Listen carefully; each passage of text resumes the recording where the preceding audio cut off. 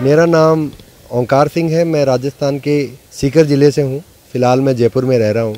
2016 तक मैं Indian navy में एज ए मरीन कमांडो अपनी सेवाएं दे रहा था और उसके बाद 2016 में जब मैं रिटायर हो गया तो उसके बाद मैंने प्रकृति के साथ जुड़कर और जो हमारा ह्यूमन एग्जिस्टेंस है उसको पर्यावरण के साथ जोड़ने का एक विचार मैंने बनाया और उस दिशा में मैंने काम करने का अपना मन बनाया। शुरुआती दिनों के दौरान मैंने केमिकल फार्मिंग जो है उसको टारगेट किया और लोगों को गो आधारित खेती की बारीकियां जो मैंने सीखी पहले वो बारीकियां मैंने किसानों को बताने की शुरुआत की। उसी प्रक्रिया के दौरान मुझे एफॉरेस्ट से शुभेंदु जी मिले जो कि मियावाकी विधि जंगलों को क्रिएट करने की पोटेंशियल नेचुरल वेजिटेशन का इस्तेमाल करते हुए उस विधि से जंगल बनाने की जो उनकी तकनीक है वो मैंने उनसे सीखी।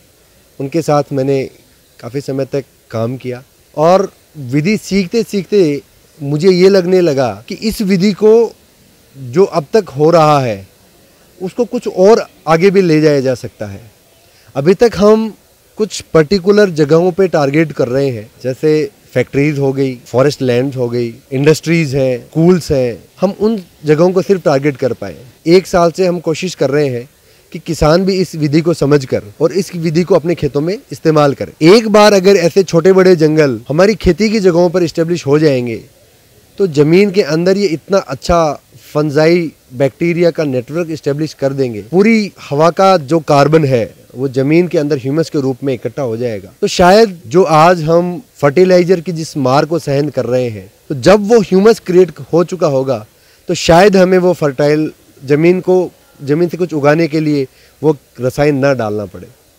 मुझे ये लगता है अगर ये फॉरेस्ट छोटे बड़े रूप में खेतों में उगने लग गए, बहुत कम समय में कुछ सालों में ही इस पूरी वातावरण को, इस पूरी प्रक्रिया को बदला जा सकता है। जापान के एक वैज्ञानिक हैं डॉक्टर अकीरा मियावाकी। उन्होंने बहुत रिसर्च करी, ना सिर्फ जापान में बल्कि उन्होंने विश्व के अलग अलग हिस्सों में रिसर्च करी। जो प्राकृतिक जंगल है उसका उन्होंने अध्ययन किया और उन्होंने ये पाया कि हर जगह पे एक समानता है उन जंगलों में। जो जंगल प्रकृति ने अपने आप क्रिएट किए हैं, उगाए हैं और जो अभी भी एग्जिस्ट कर रहे हैं, उनमें बहुत ज़्यादा घनापन है। 1 स्क्वायर मीटर में 3 से लेकर और 5 तक के घनत्व के पेड़ होते हैं। इसका मतलब ये हुआ कि 100 स्क्वायर मीटर में 300 से लेकर 500 पेड़ होते हैं। उन्होंने उनके पूरे पैटर्न को अध्ययन किया और ये पाया कि उसमें अलग अलग ऊंचाई के पेड़ होते हैं जो कि आपस में बहुत अच्छी तरीके से गुंथे हुए होते हैं। ये पेड़ इतने घने होते हैं कि सूरज की रोशनी जमीन तक नहीं पहुंच पाती। जमीन हमेशा नम रहती है। जितना पौधों को न्यूट्रिएंट्स चाहिए, जमीन के अंदर के बैक्टीरिया और फंजाइल नेटवर्क उनको उपलब्ध कराते रहते हैं। पेड़ों की टहनियाँ, पत्तियां गिर के खाद बनती रहती है और ये साइकिल कंटिन्यू चलता रहता है। 1 स्क्वायर मीटर में 800 से 900 बीज गिरते हैं अलग अलग वेराइटीज के और उनमें से 3 से 5 बीज ऐसे होते हैं जो क्लाइमैक्स तक पहुंचते हैं, जो अपनी मैक्सिमम ऊंचाई तक के पेड़ बन पाते हैं। तो उस थ्योरी को अध्ययन करने के बाद उन्होंने अपना एक मेथड विकसित किया जिसको मियावाकी मेथड ऑफ एफॉरेस्टेशन कहा जाता है। दुनिया भर में उन्होंने 40 मिलियन ट्रीज, 4 करोड़ पेड़ उन्होंने अपनी इस विधि से लगाए हैं। उनकी इस विधि को सीखकर हिंदुस्तान में शुभेंदु शर्मा जी ने ये विधि हिंदुस्तान में उनसे सीखी। जापान में भी वो उनसे सीख के आए। 2008 में उन्होंने पहला फॉरेस्ट अपने घर में लगाया और उसके बाद 2012 में उन्होंने प्रोफेशनल रूप में ये सर्विसेज स्टार्ट करी। तब से लेके अब तक मियावाकी विधि से शुभेंदु जी की एफॉरेस्ट कंपनी ने दुनिया भर के 16 देशों में 135 से ज़्यादा जंगल लगा दिए हैं और ये जर्नी अभी भी जारी है। मियावाकी विधि की सबसे बड़ी खूबी ये है कि हम उस इलाके के प्राकृतिक जंगलों के जो पेड़ हैं उनकी सूची बनाकर उनको लगाते हैं। तो अगर मैं किसी ऐसी जगह पे जाऊंगा जहाँ की ज़मीन नम है तो मुझे उस जोन में ऐसे पेड़ मिलेंगे जिनको कि नमी बहुत ज़्यादा चाहिए और वो उस जगह पे सरवाइव कर पाएंगे। वेयरएज अगर मैं डेजर्ट में चला जाऊंगा तो मुझे वहाँ पे ऐसे पेड़ लगाने हैं या वहाँ के जंगलों में ऐसे पेड़ हैं जिनको बहुत कम पानी चाहिए। जगह के हिसाब से और जो पानी का पैटर्न है उसके हिसाब से ही हम लोग पेड़ों का चयन करके उनका प्लांटेशन करते हैं।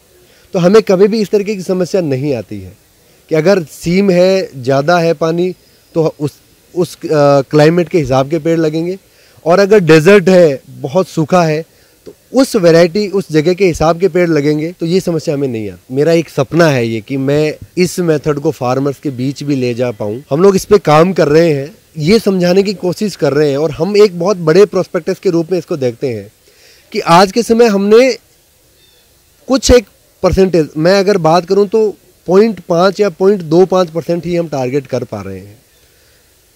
जमीन सबसे ज़्यादा फार्मर्स के पास में है और वो प्रकृति के सबसे नज़दीक भी है।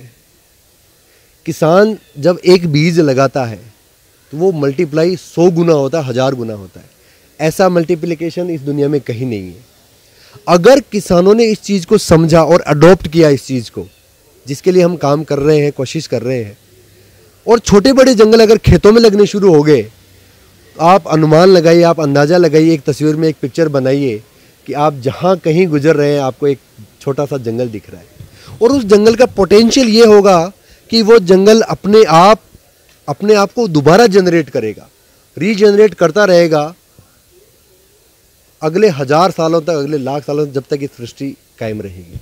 एफॉरेस्ट ने अब तक दुनिया के 16 देशों में जंगल लगाए हैं। 16 देशों के करीबन 140 से ज़्यादा शहरों में ये जंगल लगा चुके हैं। हिंदुस्तान की अगर मैं बात करूं तो 100 से ज़्यादा लोकेशंस पे ये जंगल लगे हुए हैं। पंजाब में बठिंडा के पास एक पहला मियावाकी फॉरेस्ट लग चुका है, अभी 15 दिन पहले लगा है। चंडीगढ़ में आज फॉरेस्ट लग रहा है। इस इलाके में जो सबसे नज़दीक आपके फॉरेस्ट जो आप देख सकते हैं, राजस्थान में फॉरेस्ट लगे हुए हैं, दिल्ली में फॉरेस्ट लगे हैं, उत्तराखंड में अभी अगले 15 दिन में एक फॉरेस्ट लगने वाला है। सो ये नज़दीक के एरिया हैं जहाँ फॉरेस्ट लगे हुए हैं। अगर आप एक ही जगह बड़ा फॉरेस्ट देखना चाहते हैं इस इलाके में, तो जयपुर जहाँ मैं रहता हूँ, जहाँ से मैं बिलोंग करता हूँ, वहाँ पे 1,70,000 पेड़ों का एक जंगल लगा हुआ है जो 11-12 एकड़ में फैला हुआ है।